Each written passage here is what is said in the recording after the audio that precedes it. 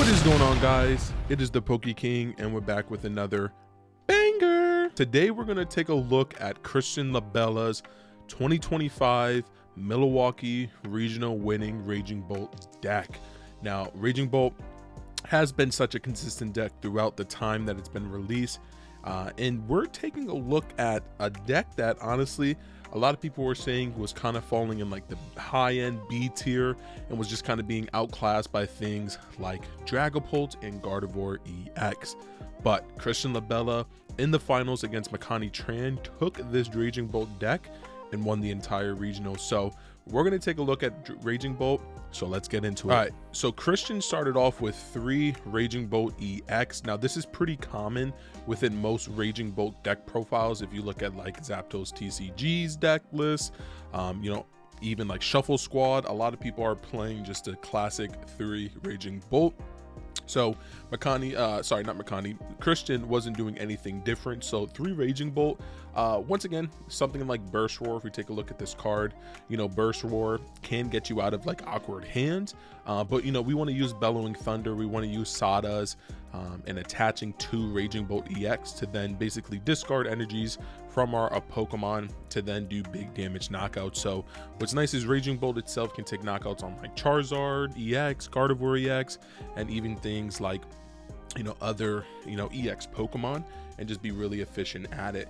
Next, the support Pokemon that Raging Bolt has always had is the Teal Ogerpon.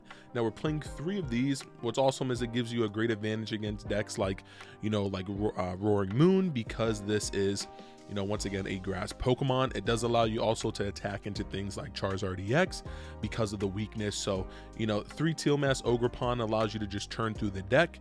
Energy excels to the Pokemon, and then Bellowing Thunder can discard them from there. Now we're playing 2 of the baby Pokemon for the ancient Pokemon for this deck. Now Slither Wing allows you to deal with like Pikachu EX because it gets over the Resolute Heart ability, and Raging Bolt baby Raging Bolt putting such great work for Christian, especially in the finals. You can do things where you can pretty much, because of the fact that now, honestly, this card's like an MVP. You may even play 2 of it, but he played 1 because this card with the Thunder Burst Storm, it does 30 damage to one of your opponent's Pokemon for each energy attached to this Pokemon. So Raging Bolt, you know, with 3 energies can then do 90 damage. That's enough to knock out Curlias. It's also enough to put a lot of pressure on Dragapult, because Dragapult, you know, if you can get the Sada, you know, if you're going second, Sada on your first turn, then attach an energy for the turn, you're doing 90 damage. So anytime they put a energy on their Dreepy or Dracloak, that's the one that you're gonna Thunder Burst to, and it's hard for them to energy excel. They have to find the Crispin. So Raging Baby Bolt is such a great Pokemon. I really wish that they made this an illustrator rare because it deserves it. It also puts in work against random road decks like Frostlass Monkey Dory. This card's absolutely busted. Now we're gonna get into the support. Now he did play 3 of these traditional Hoothoots. Of course, for some reason I can't find my 3rd one, but you know, 3 Hoothoot of the 70 HP. He wasn't playing the 80 HP. And then we have 3 Noctowl. Once again, self-explanatory, because Teal Ogerpon's a Terra, it triggers the Noctowl, so allows you to just, once again, the consistency for Raging Bolt. And then a card like Fan Rotom, once again, this is another card from Stellar Crown that should have got a illustrator rare because of how playable it is. So Pokemon, please, can we get an illustrator rare of this? You know, all we have is like the Master Ball and Pokeball version. But it's nice to see, you know, Fan Rotom, such a really good attacker, but Fan Call, such a busted ability. You know, if you're going on your first turn, you may search your deck for up to 3 colorless Pokemon with 100 HP or less. So you can set yourself up with 2 Hoothoot and 1 Noctowl. Fan Rotom is absolutely busted. You play 2 just because you don't want to prize it. This card is absolutely necessary. The 1 Ditto allows you to, once again, go for, you know, the Fan Rotom, the Teal Ogerpon, whatever basic Pokemon you need. Even like Raging Bolt to get in the active, not waste a retreat. Ditto, super versatile. Now they were playing 1 Mew, of course, allows you to get a draw off the restart. That's pretty much what you're really using it for. Squawkabilly EX allows you just, once again, to get a better hand.